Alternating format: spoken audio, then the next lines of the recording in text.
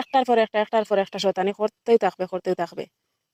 আসসালামু আলাইকুম ভাই বোনেরা, দেখো কাপড়গুলো মিলিয়ে দিছি, মানে বৃষ্টি বৃষ্টি করে বা মানে কাপড়গুলো ভিজা রয়েছে, আর দেখো সবগুলা জমিয়ে জমিয়ে দিয়ে যাচ্ছে। কিরা কিরা তোমার না করলাম এটা করতাই না, নিচে পড়বো কাপড়। ওর ছোট ভাই টিউশনে পড়তে গেছে, আর ও তো বাড়িতে আমার সাথে, মানে আমাকে জ্বালাবে সবসময়। দেখো আর চুলের কাটার আমার এখানে কুলিয়া ফেলাইছো, ও আনছি তো ভাইয়া না করছি একবার, এটা করুন না। দেখো কিতা অবস্থা করছে। ওর কারণে কোনো একটা জিনিস রান্না করতে, মানে যে কোনো কাজ ও হাত দিলে মনে হয় খামুশে শিখতো না, হাত না দিলে। দেখো কিতা অবস্থা। ও আমাকে একদম ডরায় না, আমার বাবাকে একটু একটু ডরায়। দেখো কাপড়গুলো সব জমিয়ে রাখছে এখানে। ও ফরিজার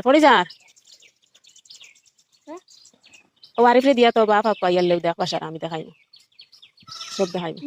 না দিতাম না, ওর বাবাকে বয় পাইয়ার জন্য ওর বাবার কথা বলছি, এখন চুল বাঁধিয়ে দিব। ওর বাবা চলে যাবে, ও কুলে কাটার খুলে দিবে।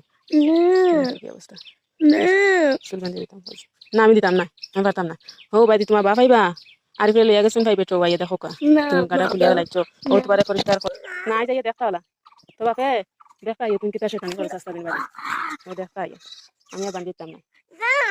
নামাজ পড়ি না, আমার লোকের সাথে আমি হলো ও দেখতে আইয়ে তো বাপে দেখো কা আইয়ে তো বাপে দেখো কা তুমি মানতে পারছ না। হুম তো বাপের নাম কিতা কইলা, তো বাপের নাম কিতা দিমু, তো বাপের নাম কিতা কিতা ডাইল না সুন্দর করে কো আগে ডাইল নি বাতি তা দেখাইছো আরে কোন ভাই গেছে সেখানে খালি অবস্থা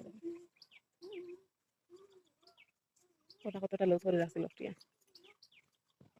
সেটাই মানে করবেন আজ এই পর্যন্ত রাখছি, আল্লাহ হাফেজ।